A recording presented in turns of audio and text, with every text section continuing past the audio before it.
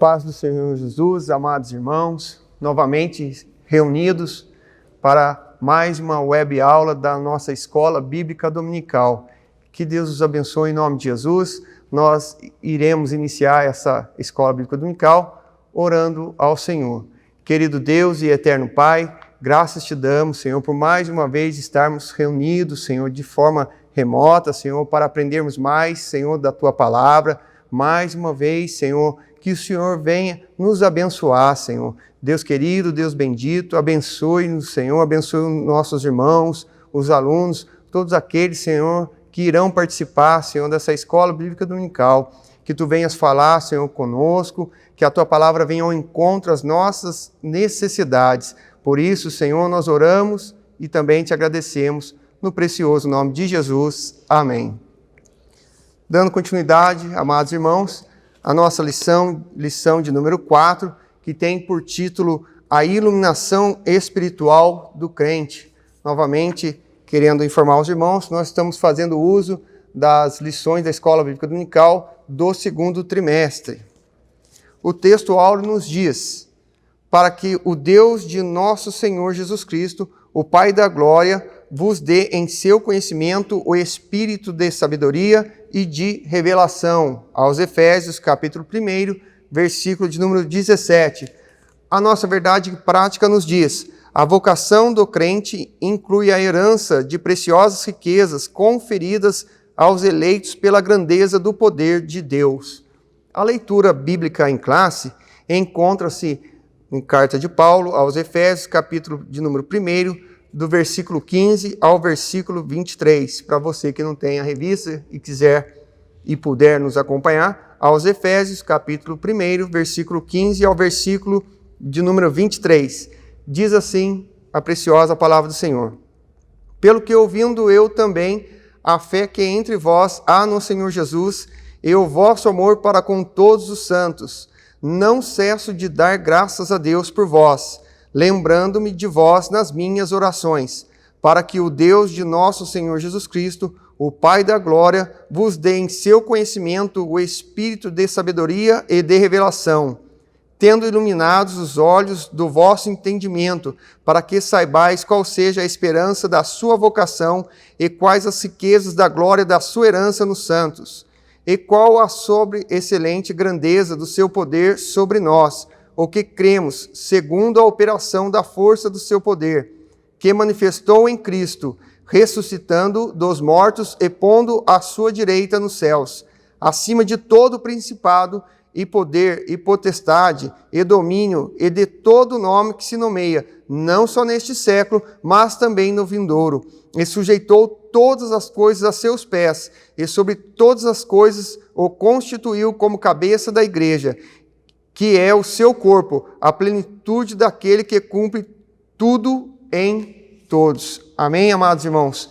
Nós iremos louvar juntamente com a nossa orquestra o hino de número 300. Logo após o hino, nós iremos ouvir a lição ministrada pela nossa professora Luciana. Um bom dia na paz do Senhor. Vamos louvar ao Senhor com o hino da nossa harpa cristã de número 300, Nossa Esperança.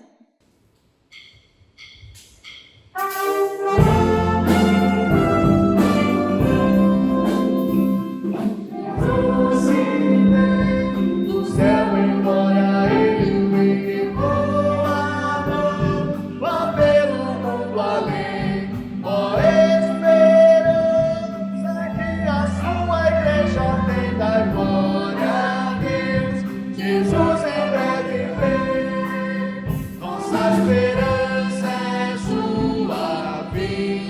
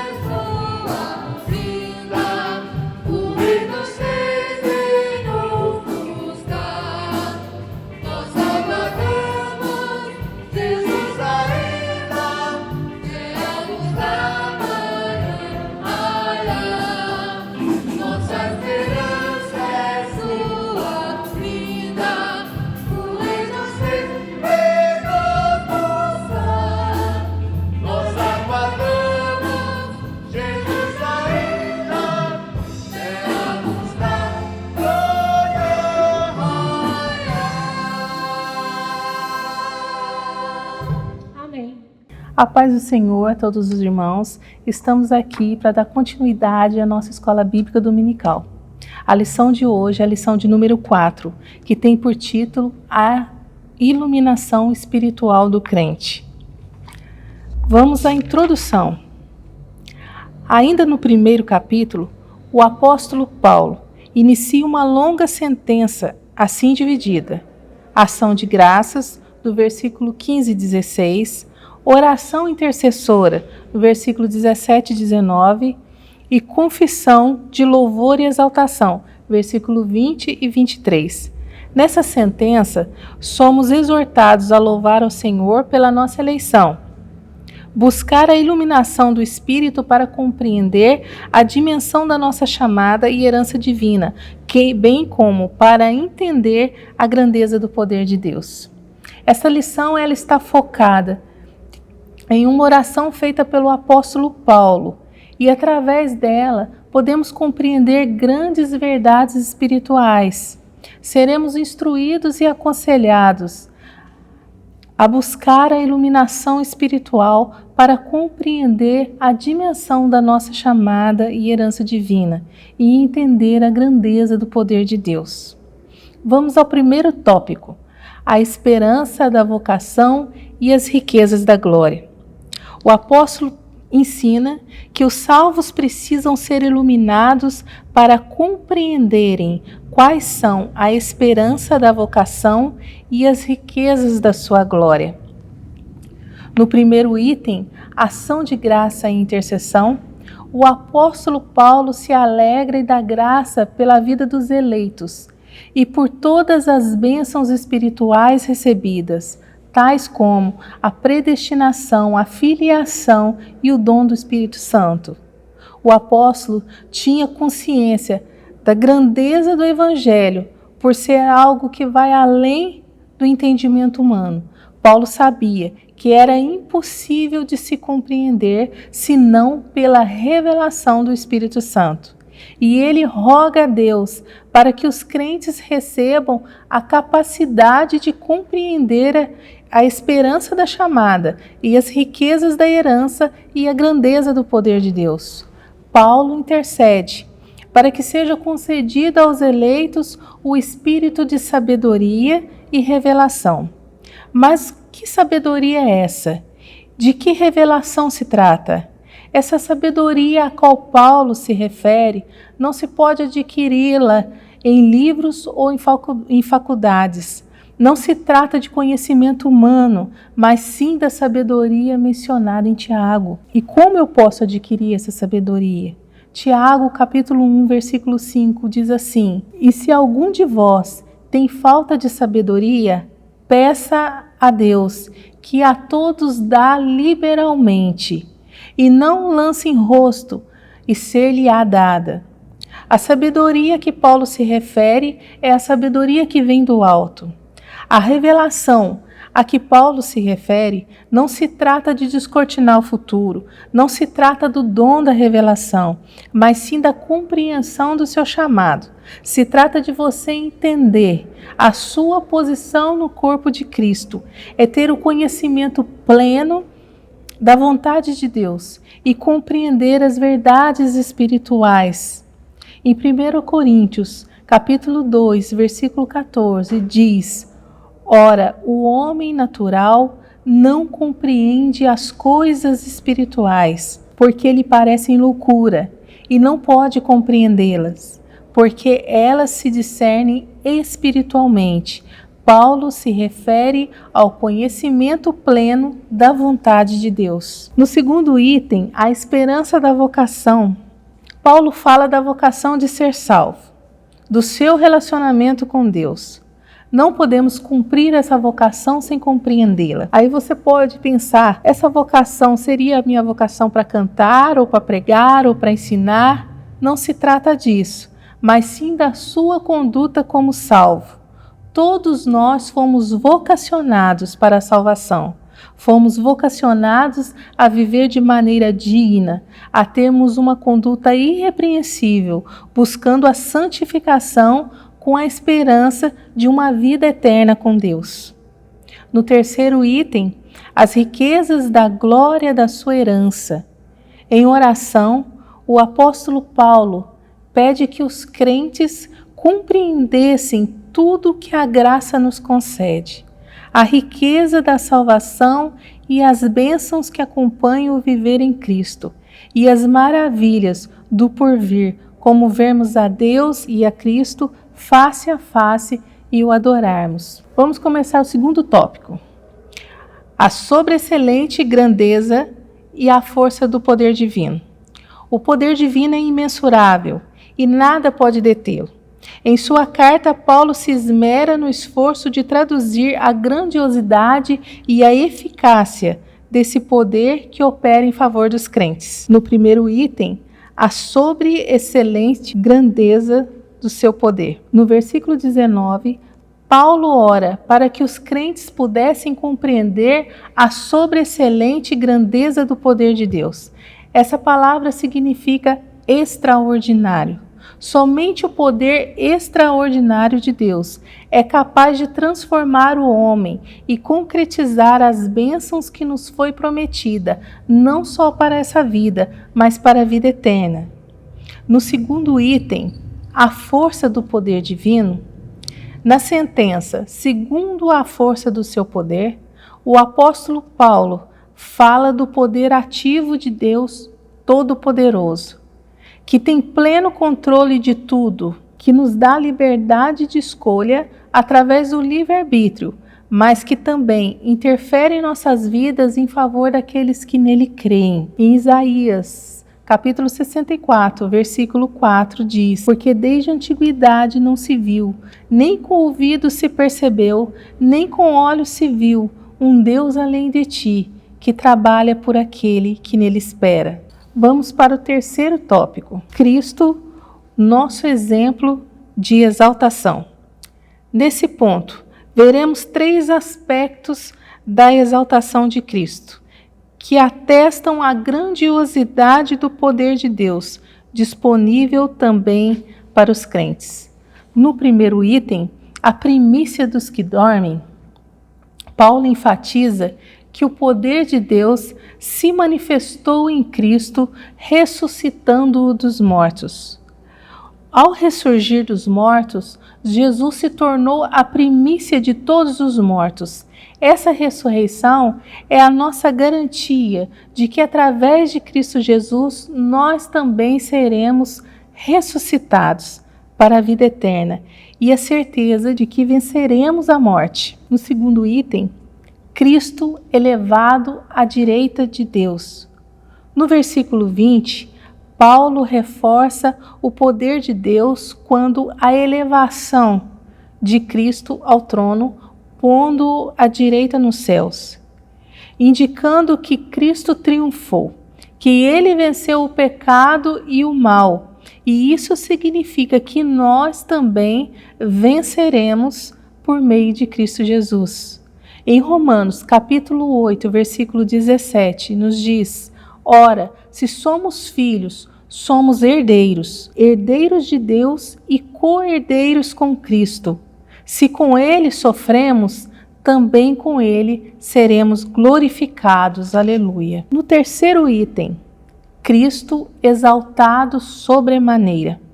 Nesse ponto, Paulo ensina que Deus exaltou a Cristo acima de todo principado e poder e potestade e domínio e de todo nome que se nomeia. Você consegue compreender a grandeza do poder desse Deus que trabalha a seu favor? Isso significa que nenhum poder pode prevalecer contra a sua igreja. Em Jó, capítulo 32, versículo 2, diz: bem sei eu que tudo podes e que nenhum dos seus pensamentos podem ser impedidos. Vamos à nossa conclusão. Embrevecido com as bênçãos espirituais, Paulo mantém adoração contínua ao eterno Deus, atitude que deve ser seguida por todos os salvos. A compreensão das dádivas da salvação demonstra o excelso valor daquilo que Deus fez por nós. Seus atos poderosos viabilizam a transformação e a glorificação dos que creem. O apóstolo Paulo nos fala de algo inexplicável.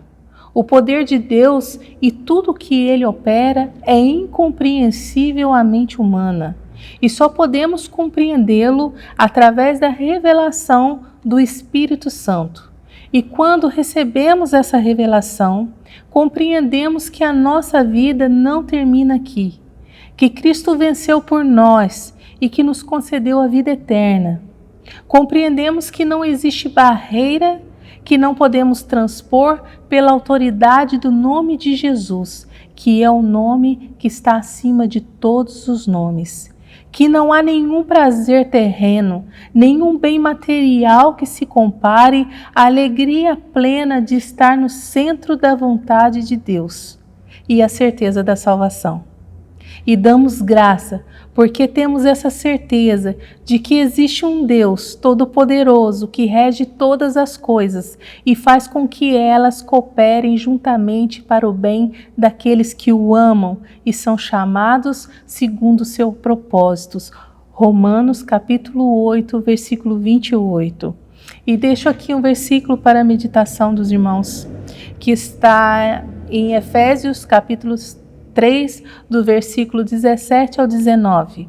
E assim habite Cristo em vossos corações, pela fé, estando vós arraigados e alicerçados em amor, a fim de poderes compreender com todos os santos qual é a largura, o comprimento e a altura e a profundidade, e conhecer o amor de Cristo que excede a todo entendimento, para que sejais tomado de toda a plenitude de Deus. Eu agradeço essa oportunidade e que Deus abençoe a todos. Graças a Deus, amados irmãos, por mais uma aula da Escola Bíblica Dominical, que Jesus possa ter falado ao seu coração. Nós iremos encerrar com uma oração e eu aguardo você no próximo domingo às 9 horas da manhã aqui no nosso canal do Pastor Rubens. Amém?